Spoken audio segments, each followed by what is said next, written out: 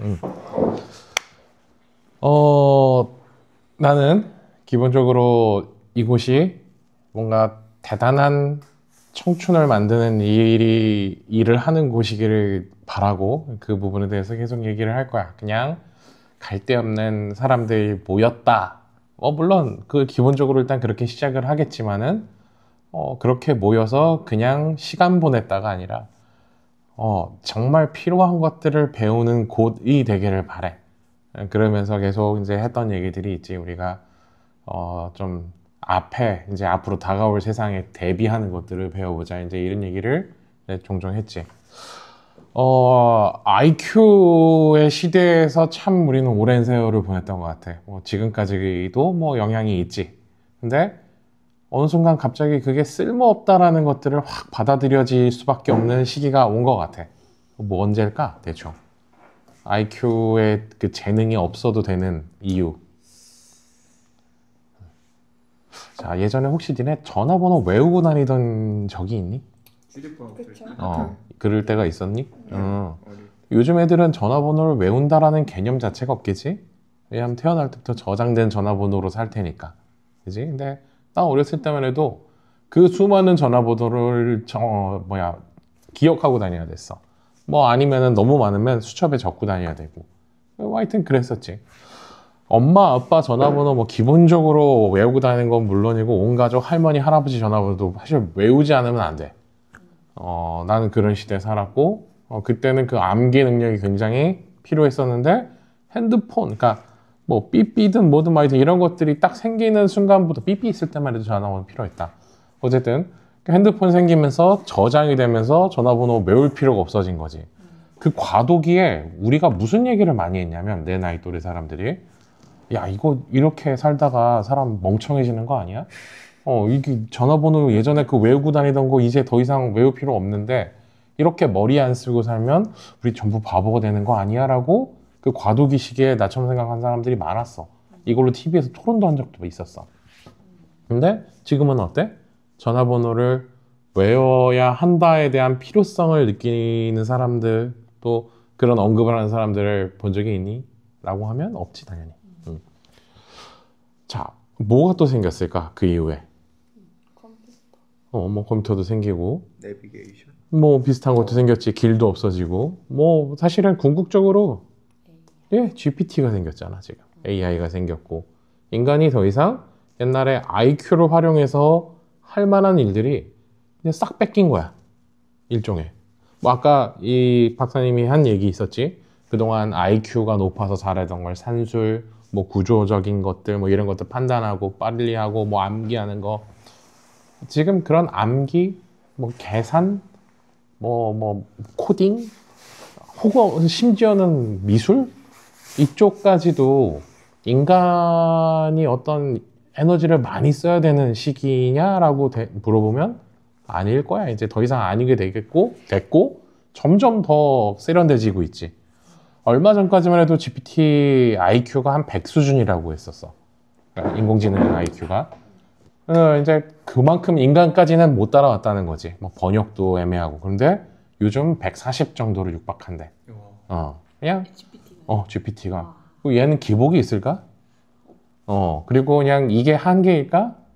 근데 어쩌면 한계일 수 있어. 왜냐면 인간이 어쨌든 학습을 시켜주는 중이잖아, GPT는. 학습형이잖아. 근데 학습시켜줄 인간의 지능이 그 정도면 더 이상 뭐 학습될 게 뭐가 있어.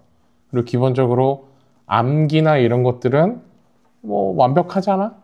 그지? 그거는 우리 모였지 이럴 일이 하나도 없는 거잖아. 근데 그런 세상이 됐으면 그럼 인간은 어떻게 되는 걸까?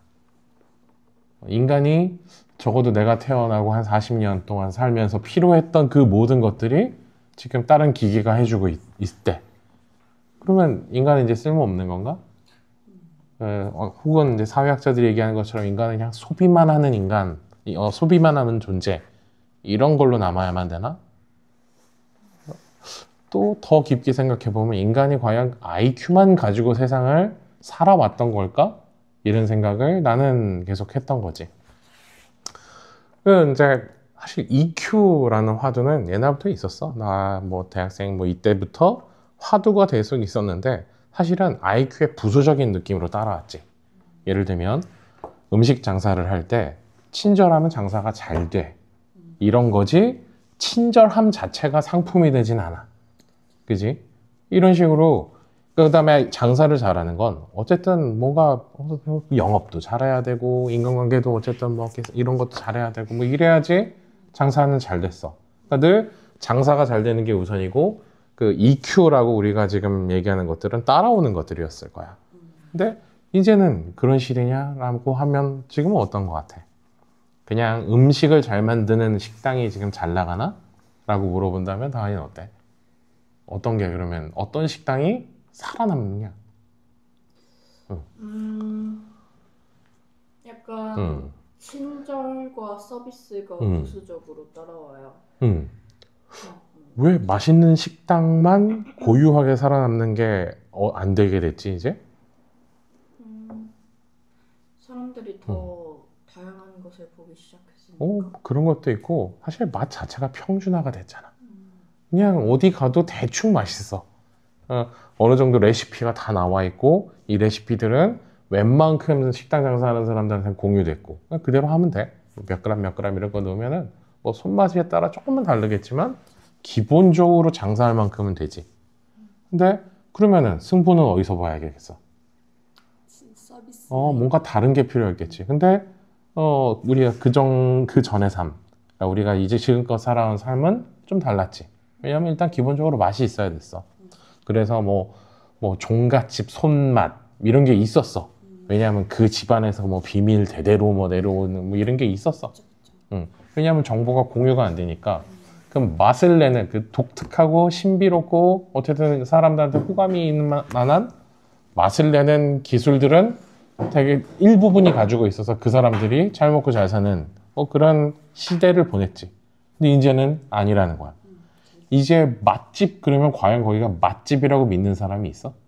없어요. 특별히 맛있는 집이라고 믿는 사람은 없지. 그냥 거기에 뭔가 다른 게 있을 것이다라고 생각하는 거지. 그리고 다른 게 일단 기본적으로 뭘까? 양, 서비스, 아니면 인테리어 이런 거에 더 관심 있지 않아? 인스타 식당 찍는 이유가 뭐야? 음식 맛있는 거 찍는 건가? 아니야. 이쁜 거 찍는 거야. 그러니까 음식점도 그런 시대 흐름을 따라가고 있는데 그러면 거기 음식점에서 이제 필요한 건 뭐야? 어떤 정보력 뭐 이런 걸까? 아니지. 그 필요한 것들을 따라가는 음식점들은 살아남고 어쩌면 이제 문을 닫는 음식점들은 아마 이제 그 따라갈 수 있는 여러 가지 것들이 좀 쓰지 못하는 거겠지. 다른 지능들을. 니네가 이제 이 20대를 지나서 30대를 사는 세대는 어떨까? 라고 한다면 더 심하지 않을까?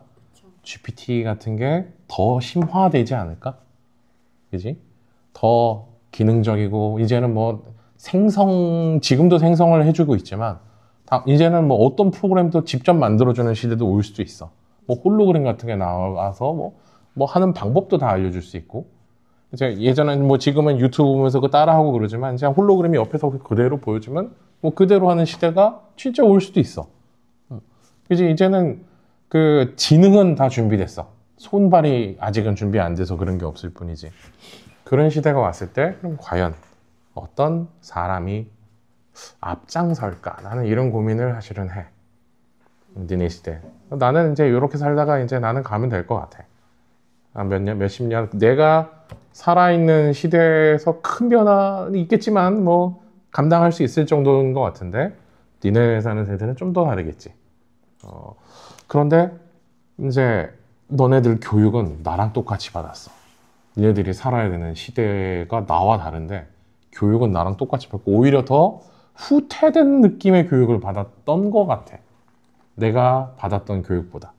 공교육에 대해서 일부 공교육이겠지만 근데 그런 너희들이 세상에서 앞장설 수 있게 만들 수 있는 나의 방법이 있다면 지금 이 박사님이 분석한 정도 그냥 EQ라고 얘기한 사람들의 마음에 대한 부분들이 어쩌면 너희들의 그 경쟁력을 나눌 수 있고 그래서 뭔가 너희들만의 특별한 뭔가 만들 수 있는 것들을 해주지 않을까 싶어. 내가 매번 너희들한테 배려에 대해서 얘기하잖아. 그리고 이제 이해를 잘 못했지. 뭐 누구를 도와라 그러면 처음에는 이거 왜 해야 돼요? 뭐 지네가 알아서 하겠죠. 주로 이랬잖아. 근데 나는 이 EQ를 키우기 위한 수많은 연구들을 참고하고 있어. 지금도 계속 공부하고 있고 참고하고 있고. 이런 분들이 이제 나오기 시작하는 거야.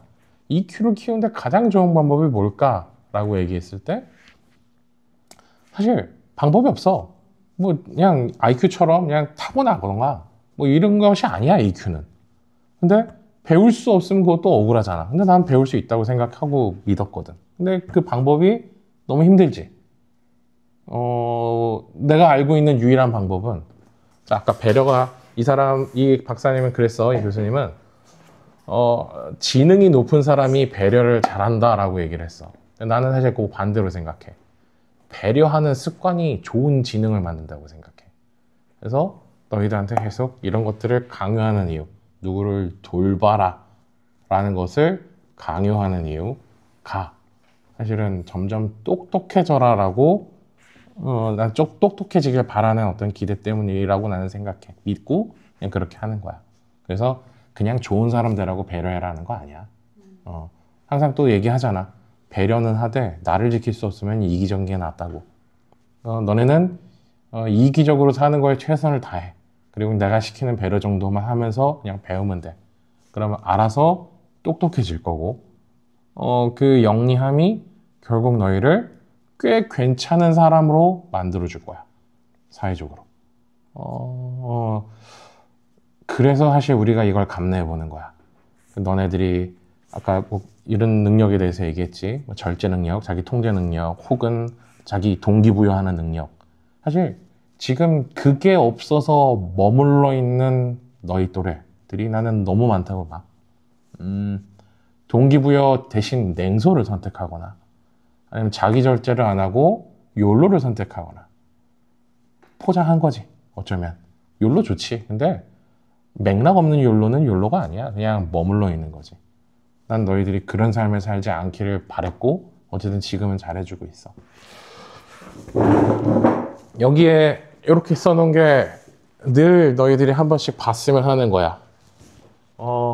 배려하는 행동들이 분명히 너희들한테는 정말 너희들을 뛰어나게 만들어주는 지능이 될 거야. 글씨는 좀 못 썼고 좀 디자인은 구리지만 배려는 결국 너희들이 그 누구하고도 비교해도 꿀리지 않는 지혜로운 사람으로 만들어줄 거라고 믿어. 우리가 하는 모든 여행들 또 모든 프로그램들이 다 이럴 거야. 누굴 돌봐주고 도와주고 이런 것들이 꼭 포함되어 있어. 그걸 뭐 조금 하든 많이 하든의 차이는 있겠지만 그 이유에 대해서 의심하지 않았으면 좋겠어. 그냥 이렇게 하다 보면 똑똑해지는 거야. 마치 문제집 많이 풀다 보면은 시험 성적 자연스럽게 잘 보듯이 너희들이 요거를 이렇게 믿고 해주기를 바래. 자, 오늘의 잔소리 여기까지.